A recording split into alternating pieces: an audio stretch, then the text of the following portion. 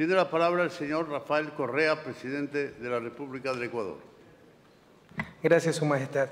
Primero, un respetuoso y cariñoso saludo a usted, Su Majestad, Rey de España, al señor presidente del Gobierno español, a mis queridos colegas, jefes de Estado, presidentes de Iberoamérica, los señores vicepresidentes, señores cancilleres, al señor secretario general iberoamericano.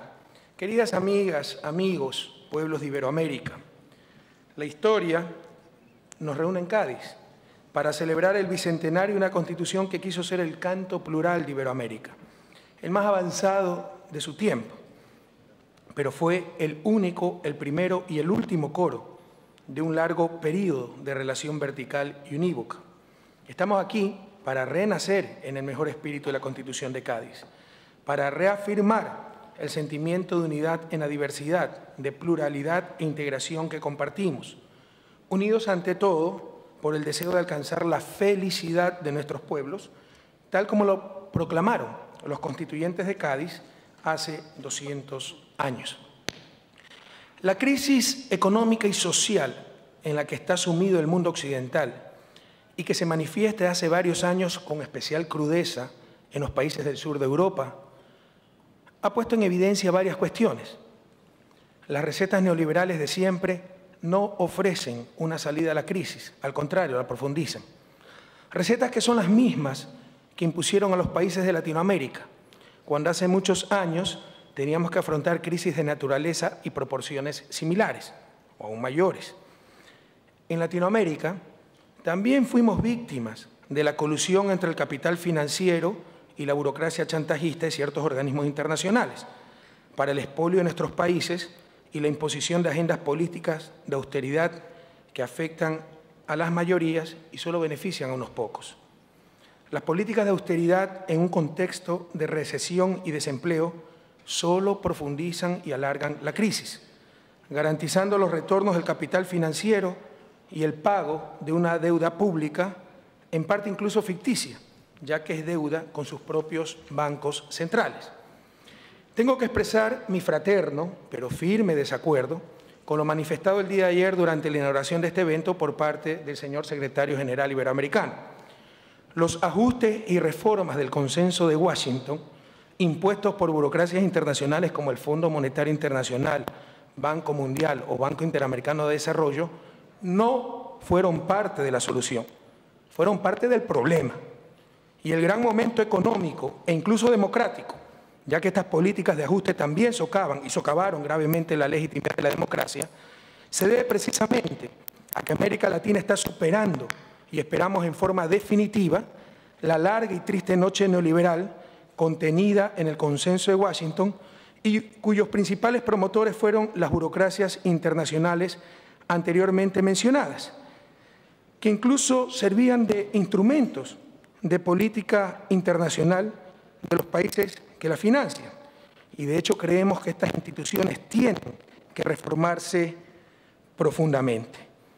Se habló también de corrección de déficits fiscales, asumiendo que todos estos déficits eran producto de políticas populistas, indisciplina, demagogia, sin mencionar que casi en su totalidad esos déficits eran producidos por el servicio de la deuda externa que se renegociaba recurrentemente siempre en favor de los acreedores y pese a las transferencias de centenas de miles de millones de dólares de Latinoamérica al primer mundo, crecía y crecía continuamente. En 1999, en Ecuador, miles de millones de dólares de dinero público fueron dedicados a lo que llamamos salvataje, la palabra española es salvamento, salvataje bancario en la mayor confiscación de dinero privado en la historia del país, empujando a cientos de miles de personas a la pobreza, a la exclusión o al exilio. Los servicios públicos y la inversión social se redujeron al mínimo o desaparecieron. La historia se repite ahora en Europa. No cometan los mismos errores. En este sentido, en nombre de los cerca de 600.000 compatriotas residentes en España, quisiera agradecer a usted, señor presidente Mariano Rajoy, y a su gobierno por el decreto ley que suspende durante 2 años los desahucios básicamente para personas que ganen menos de 19.000 euros por año. Los desahucios no tienen razón de ser cuando se trata de una crisis sistémica. Además de, al no constituir dación de pago, en principio una garantía debe extinguir la deuda. Aquí, si se evaluó la casa en 200.000 euros, y en nuestros países también, ya se reformó la ley en Ecuador, pero teníamos la misma ley, casa valorada por el propio banco, cuando no se podía pagar la deuda, el banco retira la casa, pero ahora resulta que se valora en 50.000 euros. Las familias quedan sin casa y con deuda, probablemente para toda la vida. Eso no tiene ningún sentido. No es lógica económica, ningún principio técnico, ninguna ley natural, solamente refleja la supremacía absoluta del capital y básicamente del capital financiero sobre los seres humanos. Por el contrario, rompe principios éticos, porque un principio ético nos dice que el riesgo debe recaer sobre el capital. Y en las crisis como esta, todo el riesgo está recayendo sobre los seres humanos, sobre las familias, sobre los ciudadanos. Pero no solo que esto demuestra la supremacía del capital y el capital financiero sobre los seres humanos, sino que esta inflexibilidad de los bancos en una crisis sistémica de practicar los desahucios nos llevan al peor de los mundos: gente sin casa y casa sin gente. Economía es ciencia de variables reales. Esto del riesgo país, los mercados financieros, se supone, todo eso son señales, instrumentos de coordinación. Lo importante son las necesidades de la gente y la capacidad de esa sociedad para atender esas necesidades y alcanzar la prosperidad, el bienestar, el buen vivir. Me preguntaban en una entrevista, ¿es que España está retrocediendo? Y yo le digo, no, pero si ahí está ese inmenso talento humano de los españoles, ahí está ese conocimiento, ahí está esa infraestructura, esa tecnología, esos equipos, esas maquinarias. Está fallando la coordinación. Familias que necesitan casas, fuera esa sociedad pobre, si no tuviera la capacidad de crear casas para satisfacer esa necesidad. Pues las casas no solo que hay la capacidad de crearlas, sino que existen. Pero por un problema de coordinación, las familias que necesitan casas se van a quedar sin casas y los bancos que no necesitan casas se van a quedar repletos de casas. Es un problema de coordinación económica. Para resolver esos problemas existe la política económica y sus diferentes instrumentos. Uno de ellos, la moneda nacional y en este caso la moneda comunitaria. Y ustedes saben que ahí están los problemas. El problema de coordinación que básicamente se logra a través de una adecuada política monetaria. Sin embargo, esto refleja un asunto más de fondo, que yo creo que es el gran desafío de la humanidad en el siglo XXI. ¿Quién manda en el planeta? ¿Quién tiene la supremacía? ¿Los seres humanos o el capital? ¿Las sociedades o los mercados? Los mercados son una realidad económica. Uno de los grandes errores de la izquierda tradicional fue negar los mercados, lo cual es un fenómeno objetivo. Existen. Pero una cosa son sociedades con mercado, controlando, manejando a los mercados para que rindan los frutos socialmente deseables, y otra cosa son sociedades de mercado, donde educación, salud, vida, personas, la propia sociedad se convierten en una mercancía más. El mercado es un gran siervo, pero es un pésimo amo. Invitamos a mantener viva la memoria. América Latina fue uno de los lugares privilegiados de la emigración europea. Si nosotros hubiéramos aplicado las medidas que ahora Europa aplica para los migrantes de Latinoamérica, sería muy diferente la historia, particularmente europea. Una relación renovada en el bicentenario de la Constitución de Cádiz, como dice el tema central de esta reunión, pasa necesariamente entonces por el adecuado trato de los migrantes latinoamericanos en Europa.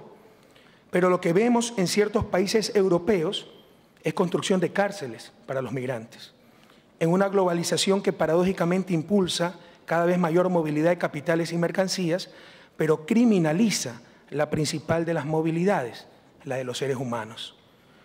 De igual manera, una relación renovada en el bicentenario de la Constitución de Cádiz implica llegar a acuerdos concretos con España para garantizar derechos humanos de los migrantes latinoamericanos, tales como el adecuado acceso a servicios sanitarios. Por otro lado, esta relación renovada en el bicentenario de la Constitución de Cádiz también implica trabajar juntos para evitar los abusos del capital transnacional contra los países latinoamericanos. En fechas recientes, el Ecuador ha sido víctima de un nuevo atropello jurídico cometido por uno de los apéndices del Banco Mundial, el Centro Internacional de Arreglos de Diferencias Relativas a Inversiones, CIADI, ante una demanda de la petrolera estadounidense Occidental Petroleum, conocida como Oxy, a la cual por incumplir la ley ecuatoriana y el respectivo contrato se le aplicó la caducidad del correspondiente contrato.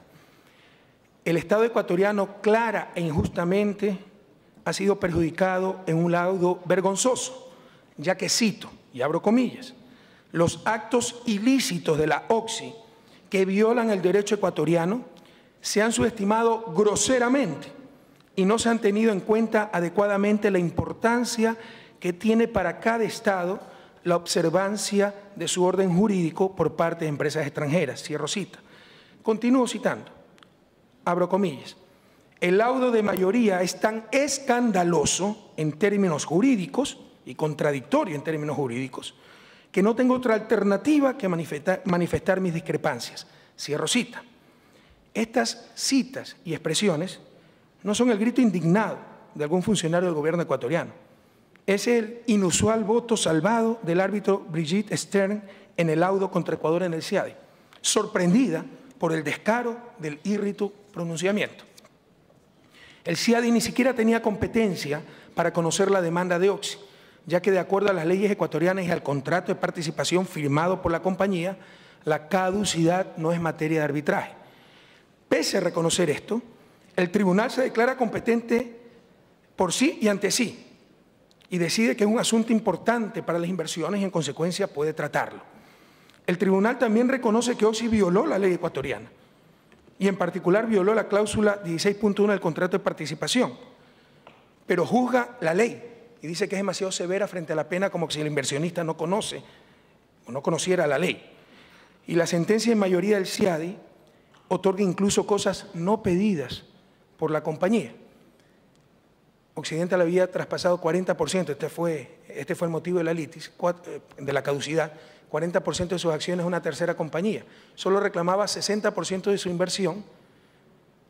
El CIADI, sin que se lo pida Oxy, declara nula esa transferencia y la compensa sobre el 100% de una inversión que ya no tenía.